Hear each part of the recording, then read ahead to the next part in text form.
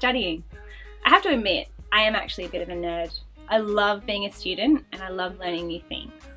But I wasn't always a student to my body. In this video, discover my 3 tricks to overcome the diet block, including my favourite, become a student to your body.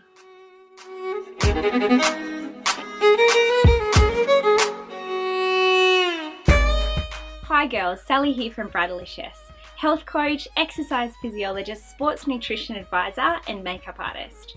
Devoted to helping you look and feel great for your wedding without turning into bridezilla. There is such a misconception about what's really needed to look and feel great to walk down the aisle. As women, we tend to bite off more than we can chew, and there's no situation where this plays out more than with an ambitious bride planning her dream wedding. The heightened expectation of being perfect often results in unfulfilled goals, which leave hopeful brides feeling defeated. You're only human, right? So when you take on too much, you're ultimately setting yourself up for failure. By following these 3 easy but essential wedding weight loss tips, you'll set course for both safe as well as effective weight loss that will carry you confidently down the aisle and into your marriage. So here are my 3 essential wedding weight loss tips. Number 1, begin as you wish to continue. Number 2, become a student to your body. And number 3, add real foods. I knew for a long time that diet wasn't the answer. Yes, I was looking for a way to lose weight, tone up, and harness my energy levels in the quickest and easiest way possible. But history had proven that diets don't work for me long term. I wasn't beginning what I thought I could sustain. After all, starvation isn't very sustainable.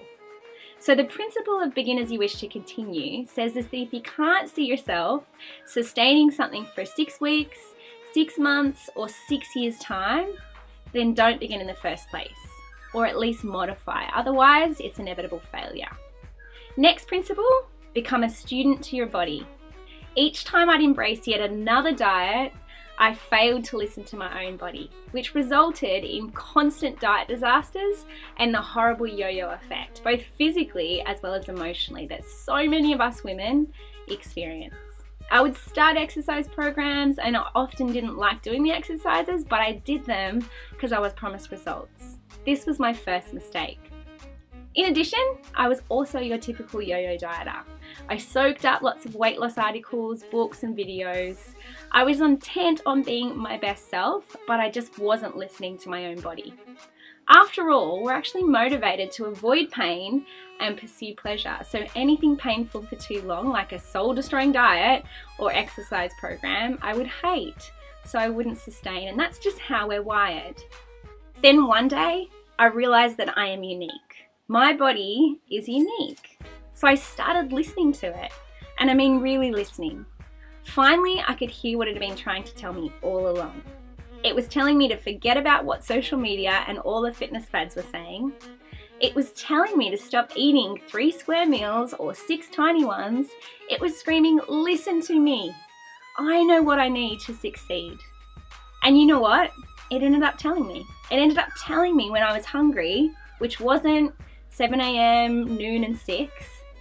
It was telling me that I'm my own person who will be hungry at 6 a.m. one day, but not hungry till 10 a.m. the next. I was my own person, and that's something I'd forgotten. And maybe you have too. Lastly, what my body told me was not to restrict myself, but to add things to my diet. Instead of taking away, I was opening myself up to welcomed additions to my meals. And you know what? Instead of missing chocolate, ice cream, or tasty cheese platters, I was seeking out roasted sweet potatoes, pomegranate seeds, and really yummy smoothies, because those added the right nutrients. My body knows when it was getting the right nutrients.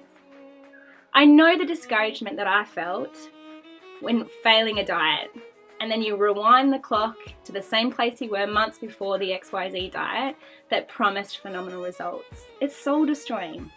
I remember the feelings of failure that lingered even after I told myself that the next diet would be different.